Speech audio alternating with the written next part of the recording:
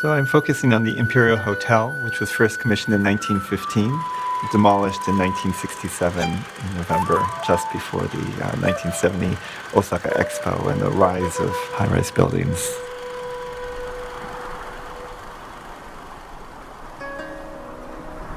I have never confided to you the extent to which the Japanese print has inspired me.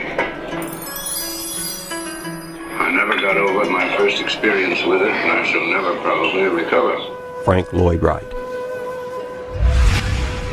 Wright had long been interested in Japanese art and eventually wrote a book entitled The Japanese Print and Interpretation. Not only was Wright fascinated with steel and glass, but he was intrigued by ferro, or armored concrete. All were newly discovered building materials, meant to replace the use of wood. Wright considered the concept of steel in tension truly liberating. With it, a square was no longer destined to be a square. He had the opportunity to test its capabilities when Baron Okura, chairman of the board representing the Imperial Royal Household, was hired to construct the Imperial Hotel in Tokyo. Here you see no walls, only features grouped about an interior. And the ceiling overall coming through, so when you're inside, your vision goes out into the infinite in every direction. Now here's the ceiling, which is a flat overhead extension, and you look out from the interior through these side windows here, you see. You see, you're conscious of a whole sense of space.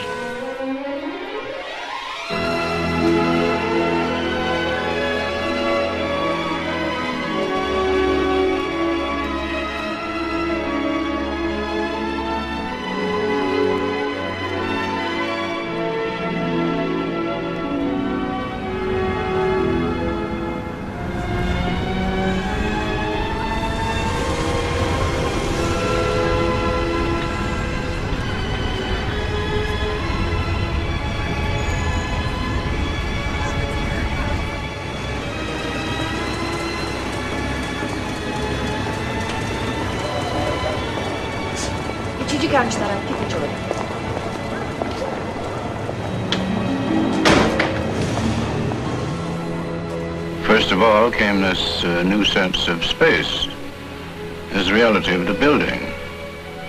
Then came the countenance of that space, which was more or less what I termed streamlined. Then there was the open plan. Instead of a building being a series of boxes and closets, it became more and more open, more and more sense of space, and it's been referred to always as the open plan.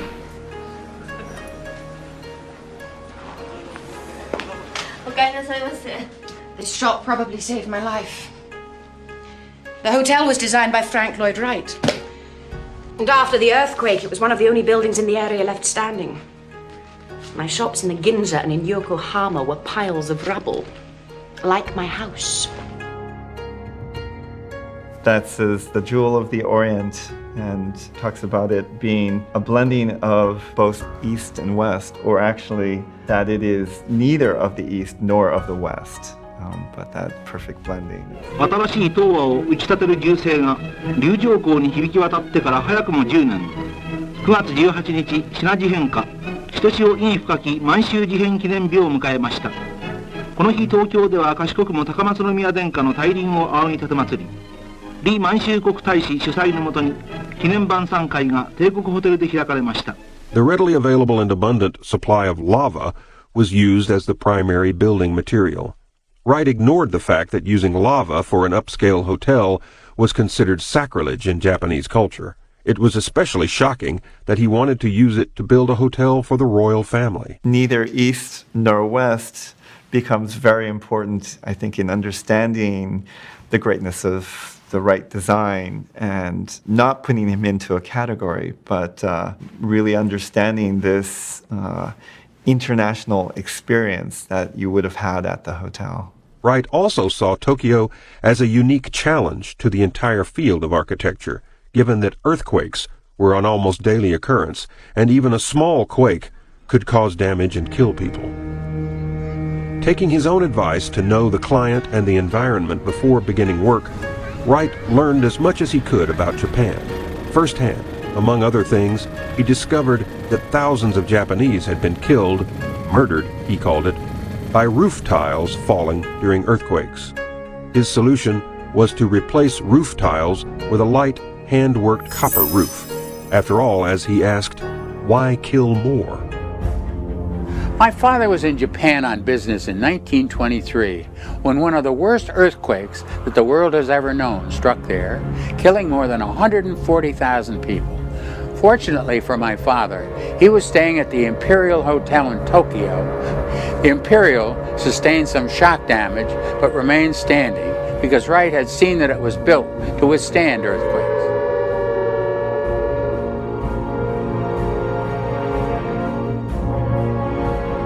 A telegram arrived from Baron Okura in Tokyo, informing him that not only did the Imperial Hotel remain standing, it emerged from the disaster virtually undamaged. The rest of the note to Frank Lloyd Wright was priceless. It read, "As monument of your genius, hundreds of homeless provided by perfectly maintained service."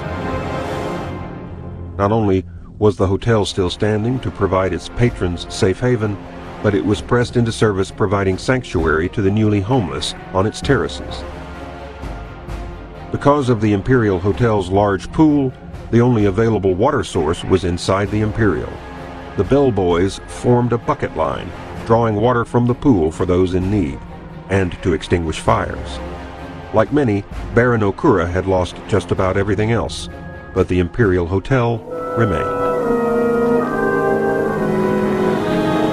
The first pictures from inside Japan's devastated capital, Tokyo, three-quarters wiped out by the superfortress attacks long before the atomic bomb. A city which once held 6.5 million and was to have been the capital of all Asia, now lies in ashes.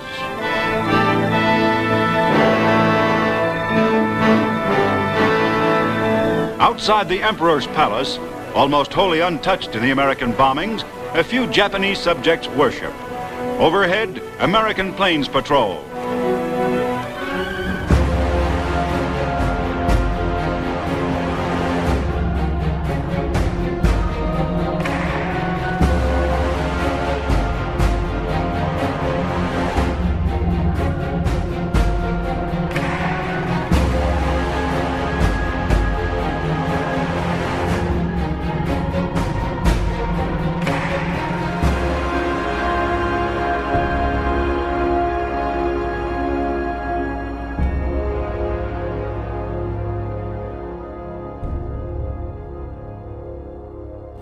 There is the big dance that evening.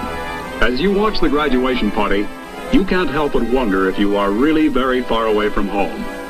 For there is something solidly American here in this school system that embraces the whole world.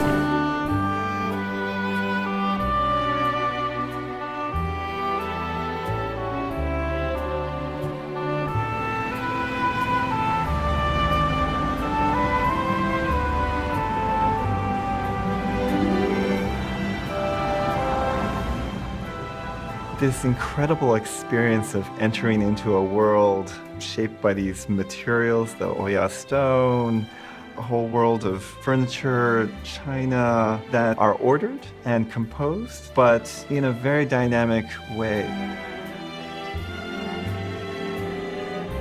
That evening was the night of the big Tokyo reunion. The class of 25 formally gathered in the peacock room of the Imperial Hotel in our orange color class blazers. There were more than 200 Princetonians in Tokyo with their friends and guests. It really was a gala occasion.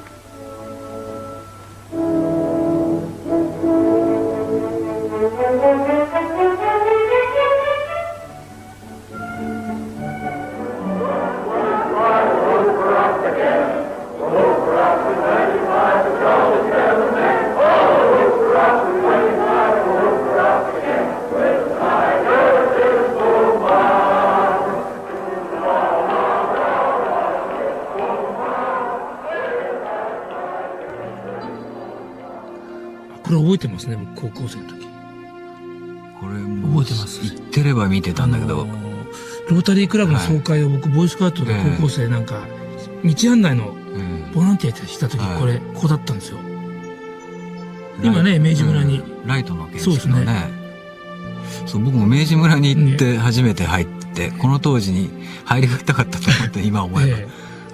Well, I took a room, I got a room in the so-called New Imperial, which was right behind it, and about the second day, the workmen came out and put the scaffolding up around there, and here they are. Now, we could not withstand time. So long, Frank Lloyd Wright, I can't believe your song has gone so soon. And see the size of the buildings that are all around us. Here we are with this tiny low building. So this turns out to be economically a very difficult situation. So soon. A lot of the furniture was thrown out of the windows.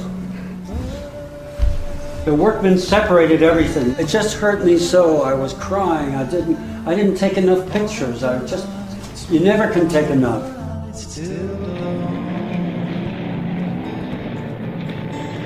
I never left so long, so long, so long. Architects may come and architects may go and never change your point of view. When I run dry, I stop a while and think of you. The architect must be a prophet in the true sense of the term. If he can't see at least 10 years ahead, don't call him an architect. Frank Lloyd Wright. Organic architecture is an architecture from within, outward, in which entity is the ideal. We don't use the word organic as referring to something hanging in a butcher shop, you know. Organic means, in philosophic sense, entity, where the whole is to the part as the part is to the whole, and where the nature of the material is the nature of the purpose, the nature of the entire performance, and out of that comes what significance you can give the building as a creative artist.